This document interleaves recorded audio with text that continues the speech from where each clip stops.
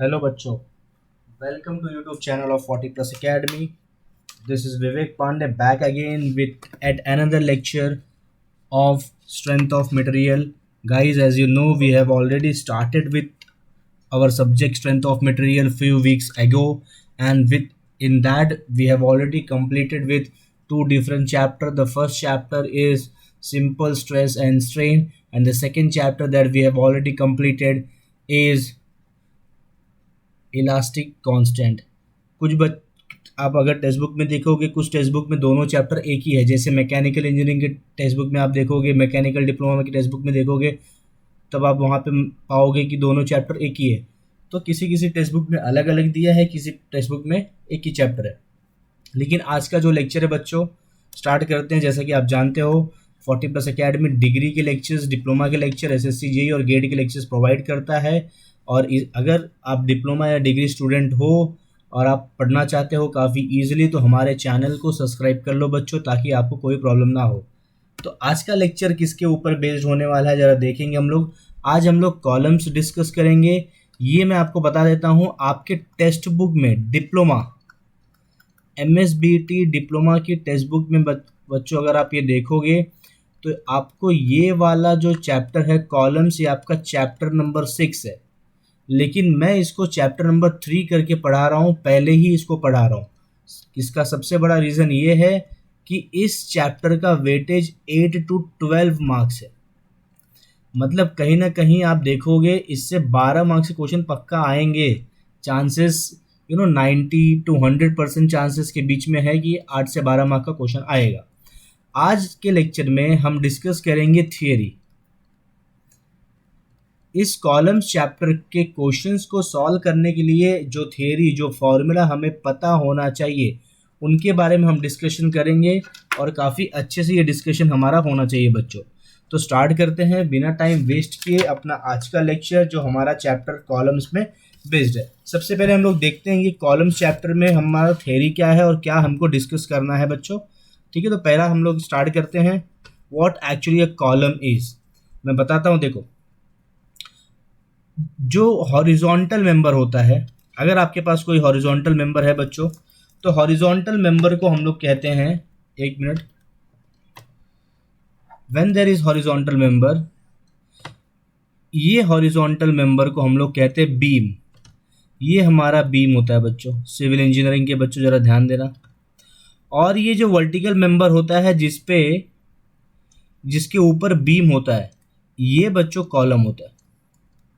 ये हमारा कॉलम होता है. तो व्हाट एक्चुअली, अब देखो घर पे आप देखते रहते हो जिसको आप लोग पिलर बोलते हो, पिलर, वो एक्चुअली क्या है, that is nothing but column. तो याद रखना. और जो ऐसा हॉरिजॉन्टल मेंबर है उसको हम लोग क्या बोलते हैं, बीम. तो you should remember and you should be knowing this, beam is nothing but horizontal member and column is nothing but vertical member. Okay, column हमारा वर्टिकल मेंबर है. तो इतनी सारी चीज़ों के बारे में आपको थोड़ा आइडिया होना चाहिए, क्योंकि ये कभी भी आपको पूछ सकते हैं अपने वाइवा वगैरह में. तो पहला इसका डेफिनेशन देख लेते हैं. What is definition of column. कोई एग्जाम में नहीं पूछेगा आपको कॉलम का डेफिनेशन. ज़्यादा से ज़्यादा आपको कॉलम का डेफिनेशन वाइवा में पूछ लेता है, या फिर आपके जनरल नॉलेज के लिए भी आपको कॉलम का डेफिनेशन पता होना चाहिए. Okay, a structural member carrying an axial compressive load is called as column. A structural member, ध्यान से समझो, एक एक शब्द का मतलब बताऊंगा और आपके एग्जाम में जो आएगा वही सिखाऊंगा, that is my guarantee. Structural member carrying axial compressive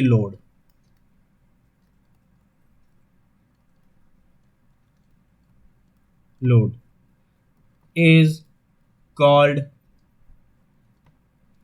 column. अब मैं इसके बारे में थोड़ा डिस्कस करता हूँ. ए स्ट्रक्चरल मेंबर, अब मैं दिखाता हूँ. देखो, ये देख रहे हो आप, ये डायग्राम मैं आपके लिए बना देता हूँ यहाँ पे काफ़ी अच्छे से. डायग्राम से आपको पूरा A to Z सारी बातें समझ जाएंगी. देखते जाओ बस. ये वर्टिकल मेंबर दिख रहा है, ये आपका कॉलम है. अब क्या होता है, इस कॉलम पे ना ऐसे ऊपर से लोड आएगा. ये लोड है. अब इस लोड को ध्यान से देखो, ये कैसा लोड है, टेंसाइल की कॉम्प्रेसिव, टेंसाइल मतलब गोइंग अवे, लेकिन ये कमिंग इनसाइड है, इन कमिंग अंदर, अंदर की तरफ आ रहा है। तो बच्चों ये कॉम्प्रेसिव लोड हुआ। कैसा लोड हुआ? Compressive load. तो ये कॉम्प्रेसिव लोड किसके ऊपर है? किसके ऊपर है ये कॉम्प्रेसिव लोड? कॉलम के ऊपर।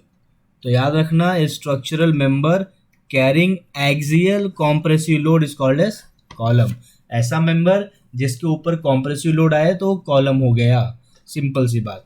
अब बढ़ते हैं कि कॉलम में क्या क्या चीज़ें आ सकती हैं। देखो, कॉलम के एग्जांपल हो सकते हैं आपके बिल्डिंग में जो रूफ ट्रसेस होता है, अब देखते रहोगे बिल्डिंग में आपके घर पे जो साइड साइड में पिलर्स हैं, they are nothing but examples of columns. You must have seen that. नहीं है तो अभी भी देख सकते हो, कहीं बैठे रहोगे रूम में तो चारों साइड में जो वर्टिकल मेंबर है उसी को हम लोग क्या बोलते हैं? कॉलम। और इसके ऊपर कौन सा लोड है? स्लैब आपका जो है ना, स्लैब का लोड है अगर आप देखोगे कॉलम्स पे। और बीम रहेगा, हॉरिजॉन्टल बीम भी रहेगा, बीम हो सकता है दिखता रहे आपको, तो आप बीम देख सकते हो। तो ऐसी सारी चीज़ें आपको समझनी है, ठीक है। अब अगला टॉपिक जो समझना, ये एग्जाम में बहुत बार पूछा है। अब मैं जो सिखा रहा हूँ ये एग्जाम में बहुत बार पूछा है, तो इसलिए बहुत सावधान हो जाओ, जिसको हम लोग बोलते हैं radius of gyration. Radius of gyration बोलो, कोई कोई जायरेशन भी बोलता है, अपने अपने प्रोनाउंसिएशन के ऊपर है बच्चों, बोलते जो आपको ठीक लगे वो आप इसको बोल सकते हो। रेडियस ऑफ गायरेशन क्या होता है? तो जरा ध्यान से बातों को समझना बहुत ज़रूरी है। मैं आपको डेफिनेशन बताता हूँ सबसे पहले रेडियस ऑफ गायरेशन का, और फॉर्मूला भी साथ में बता देता हूँ ताकि आपको कोई प्रॉब्लम ना हो, क्योंकि एग्जाम में बहुत बार फॉर्मूला पूछा गया है रेडियस ऑफ गायरेशन का। सो आई इज इक्वल टू ए के स्क्वायर, ऐसा याद रखो, आई इज इक्वल टू ए के स्क्वायर। अगर याद नहीं होता है तो देखो, आई मतलब मैं, मी, ए के मतलब अरविंद केजरीवाल, ये तो याद रहेगा। ऐसे याद रखो, मैं अरविंद केजरीवाल हूँ, ऐसे याद रखो। तो या कैसे याद हो जाएगा? आई इज इक्वल टू ए के स्क्वायर। अब मैं आपको एक एक चीज़ का मतलब बताता हूँ, या फिर ऐसे याद रखना है, आई इज इक्वल टू ए के मतलब AK-47 याद रखो। लेकिन मैं AK-47 बच्चों को नहीं बोलता हूँ याद रखने के लिए, ये क्या है, ये सब बंदूक को रख के कौन बताएगा। अरविंद केजरीवाल का नाम याद रखो, because he is good man, he is an IAS officer. ये UPSC क्लियर किया है, भले उनको IAS का पोस्ट नहीं मिला था लेकिन उन्होंने UPSC क्लियर है, तो he is a good example. So आप याद रखो, आई अरविंद केजरीवाल AK। तो अब एक एक चीज़ का मतलब समझते हैं। आई का मतलब यहाँ पे मोमेंट ऑफ इनर्शिया है बच्चों, आई मतलब मोमेंट ऑफ इनर्शिया। ए मतलब area of cross section, area of cross section. और के मतलब ही हमारा रेडियस ऑफ गायरेशन। ये हमारा के क्या है? Radius of gyration. तो आपको फॉर्मूला मिल गया। अब मैं जरा इसको चेंज करता हूँ, फॉर्मूले को जरा देखते जाओ। आई इज इक्वल टू ए के स्क्वायर जो है ना, इस ए को इसके नीचे ला दो, क्या मिलेगा? K is equal to root of I by A मिलेगा। अगर ये नहीं समझा तो रुक जाओ, मैं और बता। K square is equal to I by A, ये ए है ना, आई के नीचे आ गया, बाकी कुछ नहीं, वो के स्क्वायर वैसे ही है। अब ये के को स्क्वायर है ना, ये हटाना है, तो इधर का स्क्वायर हटा के लेफ्ट का स्क्वायर हटाएंगे तो राइट साइड में क्या लगा सकते हो? रूट। तो ये आपका फॉर्मूला है के का, जिसको हम लोग बोलते हैं रेडियस ऑफ गायरेशन। तो what is K? K is radius of gyration, that is nothing but square root of I by A. और याद रखना इसकी यूनिट, जब भी आपको रेडियस ऑफ गायरेशन निकालने बोले और आपको उसकी वैल्यू मिल जाए तो आपको रेडियस ऑफ गायरेशन का यूनिट लिखना पड़ेगा, और ये आपको पता रहना चाहिए काफ़ी अच्छे से। अगर याद नहीं है रेडियस ऑफ गायरेशन का यूनिट तो यहाँ समझ लो, इसका यूनिट होता है mm। The unit of radius of gyration is mm। Okay, mm इसकी यूनिट है रेडियस ऑफ गायरेशन की। अब हम लोग आगे बढ़ते हैं थोड़ा, कुछ ऐसी बॉडीज जिसका रेडियस ऑफ गायरेशन हमें पहले से पता होना चाहिए। तो ये देख लो। अच्छा समझो, आपको ना सर्कल ऐसा, इस एक एग्जांपल बताता हूँ मैं आपको। आपके पास हॉलो सर्कल है, ये आपका एक सर्कल हो गया, ये आउटसाइड सर्कल हो गया। ये आउटसाइड सर्कल का डायमीटर बच्चों कैपिटल डी है, इसका डायमीटर कैपिटल डी है। और जो इनसाइड है ना, इसका डायमीटर स्मॉल डी है, तो D is the outer diameter या फिर outside diameter and small D is inside diameter या फिर अंदर का डायमीटर बोलते हैं हम लोग। तो अगर ऐसे केस में अगर ये दोनों वैल्यू गिवन है, तो आपको रेडियस ऑफ गायरेशन निकालने के लिए ज़्यादा प्रॉब्लम नहीं होगी। एक शॉर्टकट आपको याद रखना है, अगर आपको हॉलो सर्कल दिया गया है, मतलब आपको दोनों डायमीटर दिया है गया, तो रेडियस ऑफ गायरेशन आप ऐसे याद रखोगे, इसका फॉर्मूला आएगा रेडियस ऑफ गायरेशन का K square is equal to D square plus D square by 16। ये फॉर्मूला आपको याद रखना है। अगर आपको radius of gyration hollow circle का निकालना, याद रखना ये इंपॉर्टेंट है, इस पे आपको एग्जाम में क्वेश्चन आता है। अगर आप इसको याद रखोगे काफ़ी आसानी से आप अपने क्वेश्चंस को सॉल्व कर सकते हो। तो एक चीज़ याद रखो, radius of gyration for hollow circular body, if hollow circular body is there, या फिर हॉलो बॉडी की जगह में सेक्शन लिखोगे तो भी चलेगा, hollow circular section, then in that case you have to use this particular formula. Understood. अब थोड़ा आगे बढ़ते हैं। रेडियस ऑफ गायरेशन हो गया, तो उसके आगे बढ़ने के लिए हमारे पास क्या रास्ता है, कुछ मोमेंट ऑफ इनर्शिया याद रखना पड़ेगा आपको। I of circle, moment of inertia of circle, जिसको हम लोग आई एक्स एक्स बोलते हैं बच्चों, और आई वाई वाई बोलते हैं, ये आपको पता होना चाहिए, जो कि होता है π/64 d⁴। ये हमारे काम आएगा, ये फॉर्मूला आपको पता होना चाहिए। Moment of inertia of a circle about X axis और you can say about Y axis, in both the cases you are getting same formula. ये काफ़ी जगह यूज होने वाला है।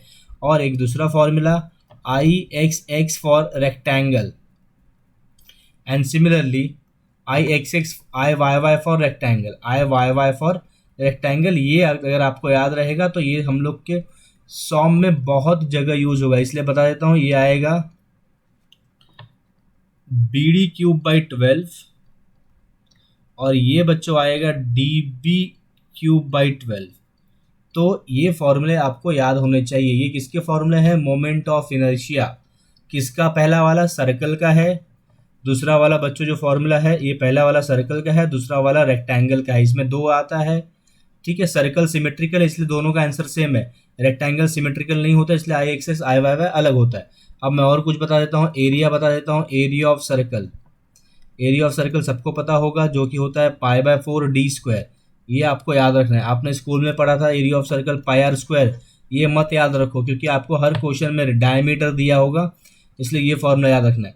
सेकेंड, एरिया ऑफ रेक्टेंगल याद होना चाहिए। एरिया ऑफ रेक्टेंगल तो मेरे ख्याल से सभी को याद होगा, जो कि होता है बेस इंटू डेप्थ, B/D। तो इस पेज पे, जो पेज आप अपनी स्क्रीन पे देख रहे हो, इस पे मैंने काफ़ी फॉर्मूले डिस्कस किए हैं। ये एक फॉर्मूला उसमें से है और ये कुछ फॉर्मूले, ये सब याद रहेगा तो आपका ये चैप्टर काफ़ी आसानी से हो जाएगा, कोई टेंशन लेने की ज़रूरत नहीं है। अब आगे बढ़ते हैं और बहुत इंपॉर्टेंट एक टॉपिक और देखना है, और उसके बाद एक फॉर्मूला सेट और बताऊंगा, फिर हम लोग क्वेश्चन सॉल्व करने के लिए रेडी हो जाएंगे। मतलब अपना जितना फॉर्मूला, जितना थ्योरी ज़रूरत है उतना ही करेंगे, कुछ एक्स्ट्रा थ्योरी हम लोग यहाँ करने वाले नहीं हैं। और वही मैं बताऊंगा, और मैं 110% बोलता हूँ, जो मैं यहाँ सिखाऊंगा वो एग्ज़ाम में पक्का आएगा, क्योंकि मैं वही सिखाता हूँ जो एग्ज़ाम में आता है। आए हुए क्वेश्चंस को ही मैं आपको सिखा रहा हूँ, ताकि आपका भी टाइम वेस्ट ना हो और मेरा भी। तो क्वाइट सिंपल। तो let us start with next part, that is nothing but effective length. Effective length of column. अब ये क्या होता है, कुछ तो नया टॉपिक दिख रहा है आपको। इफेक्टिव लेंथ ऑफ कॉलम को बच्चों डिनोट करते हैं कैपिटल L स्मॉल e से, ऐसा। ये आपका डिनोट करने का साइन होना चाहिए, इफेक्टिव लेंथ, ठीक है। तो इफेक्टिव लेंथ का डेफिनेशन तो एग्जाम में कभी पूछा नहीं है, बहुत कम चांसेस है आने का, लेकिन आप याद रखो इफेक्टिव लेंथ को हम लोग डिनोट करते हैं LE से। किससे डिनोट करते हैं, LE से। अब मैं दिखाता हूँ आपको, जैसे कि ये आपका कॉलम है, ये आपका कॉलम है, यहाँ से ये फिक्स्ड है, यहाँ भी रुका है, और इस पे मैं खड़ा हो गया। कौन खड़ा है इस कॉलम पे, ये मैं इस पे खड़ा हूँ। तो ये क्या होगा, ये कॉलम ऐसे ऐसे हो जाएगा। मतलब थोड़ा आप अपना रिफिल ले लो, सब लोग अपना रिफिल ले लो हाथ में, पेन का रिफिल। पेन का अगर आपके पेन में रिफिल है तो उसको निकाल लो और रिफिल हाथ में ले लो, दोनों साइड से दाबो ऊपर से, तो देखो कैसा लचीला हो जाएगा, ऐसा बीच में ऐसा बन जाएगा ऐसा। तो आपको यहाँ से समझ जाएगा काफ़ी अच्छे से कि क्या हो रहा है क्या नहीं हो रहा है। तो ये देखो, ये उसका टोटल एल था, ये टोटल एल, बरोबर, लेकिन इफेक्टिव लेंथ इतना ही है, ये कम हो गया ना इस केस में। देखो ये आपका इफेक्टिव लेंथ है एल ई, और ये टोटल लेंथ। तो ये चीज़ें हमें काफ़ी अच्छे से समझना चाहिए। किसी किसी में ये क्या होता है इफेक्टिव लेंथ, कभी कभी क्या होगा, कभी एल ई बड़ा होगा एल से, कभी एल बड़ा होगा एल ई से। तो ये दो केसेस, या फिर कभी कभी दोनों सेम होता है। तो यही तीन केसेस पॉसिबल हैं। तो इन तीनों केसेस को हम लोग नेक्स्ट स्लाइड में डिस्कस करने वाले, तो काफ़ी अच्छे से देखते रहो। अब वेरी इंपॉर्टेंट, एक बहुत इंपॉर्टेंट डिस्कशन मैं करने वाला हूँ, ठीक है। वीडियो को अंत तक एकदम देखते जाओ, क्योंकि ये आपको पक्का 8 से 12 मार्क्स देगा सॉम का। सॉम सब्जेक्ट पास होना है तो इससे बेटर वीडियो आपको यूट्यूब पे नहीं मिलेगा, मेरी गारंटी है। एमएसबीटी डिप्लोमा वालों देख लो, जो टॉप, ये देखो, ये ना ऐसा क्वेश्चन है जो एग्जामिनर का फेवरेट है, एमएसबीटी का फेवरेट क्वेश्चन है ये। अब मैं आपको बता देता हूँ, अगर 5 बार एग्जाम हुआ है 5 एग्जाम्स में, ये 5 बार पूछा गया है या 5 से 4 बार पूछा गया है, मतलब इसके आने के चांसेस, पहले बात देख लो, 90%, 90% टाइम ये एग्जाम में आ चुका है। तो अब सिलेंडरनेस रेशियो क्या होता है, denoted by lambda, denoted by lambda. Slenderness ratio को बच्चों हम लोग लैम्बडा से डिनोट करते हैं। Now what is lambda? Slenderness ratio, जैसे कि नाम इसका दिख रहा है, सिलेंडरनेस रेशियो, रेशियो मतलब ये दो चीज़ों का रेशियो रहेगा बच्चों। देखो रेशियो, किसका रेशियो रहता है? एल ई, इफेक्टिव लेंथ अपॉन के क्या होता है? Radius of gyration. तो बस जब भी सिलेंडरनेस रेशियो एग्जाम में आ जाए किसी भी पेपर में, बस ये याद रख लो, L E by K, lambda is equal to L E by K. So how you will define slenderness ratio? ये फॉर्मूला लिख के डेफिनेशन लिख देना। Slenderness ratio S R is defined as ratio of effective length, यहां bracket में क्या लिख देना है? L E, and K is what? Radius of gyration, and radius of gyration या फिर गायरेशन, जो ठीक लगे बोलो। यहाँ ब्रैकेट में लिख देना कैपिटल के। ये आपका डेफिनेशन हो गया, ये डेफिनेशन हो गया बच्चों, और ये आपका जो है ये फॉर्मूला हो गया, ये यूज़ होने वाला है एग्जाम में। अभी मैं जो प्रीवियस नेक्स्ट लेक्चर में जो सम सॉल्व कराऊंगा उसमें लगेगा, ठीक है। तो यहाँ इस स्लाइड में आपने कौन सा फॉर्मूला सीखा? ये इस स्लाइड में ये फॉर्मूला सीखा आपने। पिछले स्लाइड में मैंने इतने सारे फॉर्मूले बताए थे, ये सब फॉर्मूला अच्छे से लिख लो, जैसे जैसे मैं बता रहा हूँ आपका पूरा काम हो जाएगा। अब बहुत इंपॉर्टेंट फॉर्मूले पे डिस्कशन होने जा रहा है। थ्योरी डिस्कशन करना है तो थोड़ा टाइम लगेगा, चैप्टर की थ्योरी काफ़ी बड़ी है, क्योंकि थ्योरी पे ही क्वेश्चन आता है, और थ्योरी पे काफ़ी क्वेश्चन आता है। यहाँ से मैं आपको बता देता हूँ, देखो इस चैप्टर का वेटेज 12 मार्क्स है, 12 में से आपको 8 मार्क्स न्यूमेरिकल देगा और आपको 4 मार्क्स थ्योरी देगा। मतलब आपको मेहनत करना पड़ेगा, तब ये चैप्टर काफ़ी अच्छे से निकलेगा। और इस चैप्टर के मैं 3 लेक्चर्स बनाऊंगा, बस गारंटी देता हूँ, इन 3 लेक्चर में मैं आपको 12 मार्क्स दिलाऊंगा। वो भी 3 लेक्चर आधे आधे घंटे का या फिर 35-40 मिनट का, देख लो, मतलब आपका 2 घंटे मेरे वीडियो को देख लो कॉलम्स के, आपको 8 से 12 मार्क्स मिल जाएगा डिप्लोमा के बच्चों, चाहे मैकेनिकल ब्रांच के हो चाहे सिविल इंजीनियरिंग ब्रांच के हो। ओके, अब एक फॉर्मूला लिस्ट बनाता हूँ, ये फॉर्मूला बस आप लिख लो अच्छे से नोट में, क्योंकि ये हमारे काम आएगा। फॉर्मूला लिस्ट, ओके, बहुत इंपॉर्टेंट, सबसे ज़्यादा इंपॉर्टेंट आपके बुक में कुछ है तो यही है, सबसे ज़्यादा इंपॉर्टेंट। देखो मैं हिंदी में लिख रहा हूँ ताकि आपके दिमाग में घुस जाए बात। पहला चीज़ जो आपको याद रखना है वो both and hinged, both ends hinged. इसमें आप देखोगे आपका जो एल ई होता है वो एल के बराबर होता है। Second, both and fixed, both ends fixed, दोनों एंड फिक्स्ड रहेगा बच्चों। तो आपका जो एल ई होता है वो एल का आधा होता है, L/2। Third formula, one and fixed, one and fixed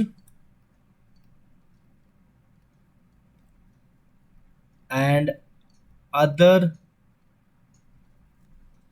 and hinged. और इसमें आप देखोगे तो आपको मिलेगा LE = L/√2। ठीक है, अब फोर्थ पे जाते हैं, one and hinged, one and fixed and other free and other and free. अब यहाँ पे जो फॉर्मूला आएगा that will be LE = 2L। ये चार फॉर्मूला आपको याद रखना ही पड़ेगा, कुछ भी हो जाए ये चार फॉर्मूला याद रख लो, काम बन जाएगा पक्का, गारंटीड। 8 मार्क्स मिलेगा ये फॉर्मूला याद रखोगे तो, बाकी टेंशन लेने की ज़रूरत नहीं है। तो इसका लिस्ट बना लो, इसको थोड़ा याद कर लो, अपने आप हो जाएगा। अब एग्ज़ाम में पूछे जाने वाला ऐसी कौन सी चीज़ है सर जो आप बोल सकते हो बेटा ये पढ़ के जाना ही आएगा, तो ये है Euler's theorem, Euler's theory for long columns.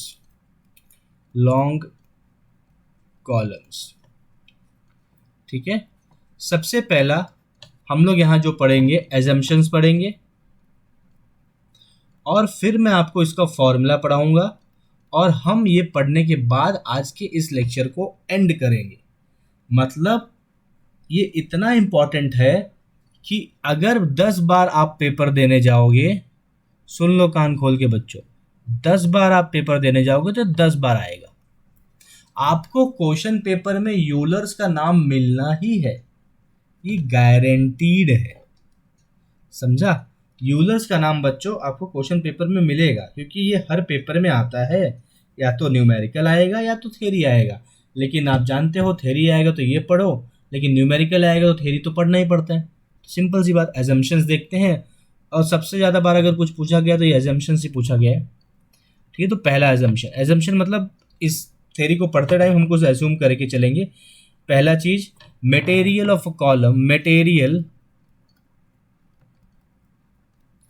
Column is homogeneous and isotropic,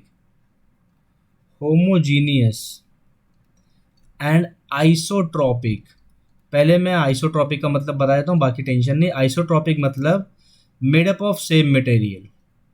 मतलब कैसा, अभी जैसे ये आपका कॉलम है, समझो, ये देखो, ये आपका कॉलम है, तो कॉलम का इतना पार्ट स्टील का है, इतना पार्ट एल्यूमिनियम का है, नहीं चलेगा, नहीं चलेगा। या तो ये सब स्टील का होना चाहिए, तो पूरा का पूरा कॉलम। आइसोट्रॉपिक मतलब made up of same material through out, same material. ठीक है, नेक्स्ट, ये मत लिखना एग्जाम में, सिर्फ आपको ये पॉइंट लिखना है बस। ठीक है, second point, column compressive load is axial, compressive load is axial, compressive load is applied axially, ऐसे याद रखो, applied axially। next point number 3, self weight of column is neglected। Self weight, अरे ये कॉलम का खुद का तो वेट रहेगा ना कुछ, लेकिन उस सेल्फ वेट को क्या करेंगे हम लोग, नेगलेक्ट कर देंगे। इस सेल्फ वेट को हम लोग नेगलेक्ट कर देंगे बच्चों। ठीक है, सेल्फ वेट इज नेगलेक्टेड। ये 3 पॉइंट हो गया। ऐसे 5 पॉइंट याद रखो, लिख देना 4 कोई भी, आपको पूरा मार्क्स मिल जाएगा। ठीक है, तो उसमें टेंशन नहीं। Column is long and fails due to buckling only. Column is long, column is long and fails due to buckling only, and fails due to buckling only, and it fails due to buckling only. Understood? ये 4 point आप याद रखो, बस tension लेने की ज़रूरत नहीं है। नेक्स्ट एक पॉइंट ये तो याद रखना, column is initially straight, initially straight सीधा रहेगा, बाद में जब हम लोग लोड अप्लाई करेंगे तो टेढ़ा होगा। ठीक है, जैसे आप रिफिल ले लो, रिफिल ले लो अपना, रिफिल ले लिया हाथ में, तो पहले देखो जब हाथ में लियो रिफिल तो सीधा है एकदम, लेकिन जब आप ऊपर से लोड लगाओगे तो क्या हो जाएगा, दबेगा। ठीक है, तो इनिशियली क्या रहेगा, स्ट्रेट रहेगा, इसीलिए बोला। ये 5 पॉइंट आपको याद होना चाहिए। अब नेक्स्ट पेज पे मैं आपको यूलर्स फॉर्मूला बताता हूँ। यूलर्स फॉर्मूला मैं बता रहा हूँ, मैंने पहले ये चैप्टर इसलिए सिखाया है क्योंकि ये बहुत इंपॉर्टेंट चैप्टर है और थोड़ा आसान चैप्टर बाकी से। ठीक है, और वेटेज भी काफ़ी अच्छा, 12 मार्क्स मिलेगा, तो टेंशन नहीं। यूलर्स फॉर्मूला देखो क्या होता है, P is equal to pi square E I min minimum upon 2L upon LE whole square. This is your Euler's formula. ये फॉर्मूला आप याद रखो यूलर का, pi square E I minimum upon LE square. अब यहाँ पे क्या होता है, P को हम लोग बोलते हैं बकलिंग लोड, P को बोलते हैं बच्चों buckling load. Buckling load, buckling load क्या होता है काफ़ी अच्छे से मैं आपको समझा दूंगा, टेंशन मत लो। जब हम लोग सम सॉल्व करेंगे तो ये कंडीशन आएगा बार बार, तो मैं वहाँ सिखा दूंगा। ठीक है, E होता है, आप जानते हो प्रीवियस लेक्चर्स में किया है, E होता है modulus of rigidity, sorry modulus of elasticity, modulus of elasticity होता है। नेक्स्ट जाते हैं आई, मैंने अभी अभी बताया स्टार्टिंग में। आई मतलब क्या होता है बच्चों, आई मिन है, मिन मतलब मिनिमम, मोमेंट ऑफ इनर्शिया होता है। I is moment of inertia, inertia of column section, of column section. Next LE, ये भी पढ़ाया गया है आपको, अभी अभी पढ़ाया गया है, effective length of column, effective length of column, effective length of column.